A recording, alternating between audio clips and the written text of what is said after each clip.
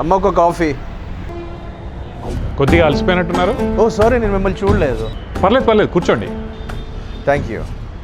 ఏమైంది నాగేంద్ర? నేను మీకు తెలుసా? మీరెందుకు తెలీదు?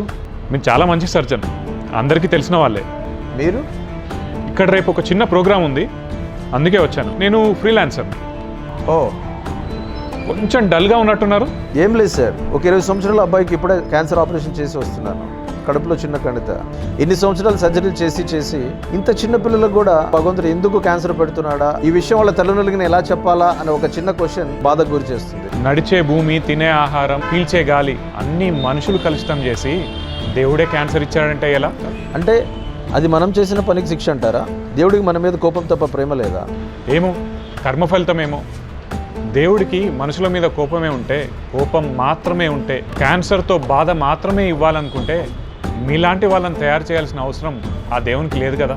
నేను విన్న ప్రకారం మీరు చాలా మంచి పనే చేస్తున్నారు. ధైర్యంగా ఉండండి, దేవుడు ఎప్పుడూ మీతోనే ఉంటాడు.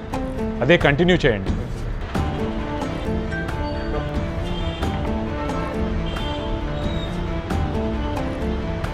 బిల్ ఎంత అయిందమ్మా? ఆయన బిల్లు కూడా నా దాంట్లో యాడ్ చేయండి. ఎవరి బిల్ సార్? రేపు వినాయక చవితి సార్, అందుకని ఈకో ఫ్రెండ్లీ వినాయకుడిని అందరికి ఇస్తున్నాము. అక్కడ మీ టేబుల్ మీద పెట్టాము, వెళ్ళేటప్పుడు తీసుకోండి. అధర్మాన్ని అణిచేయగా యుగ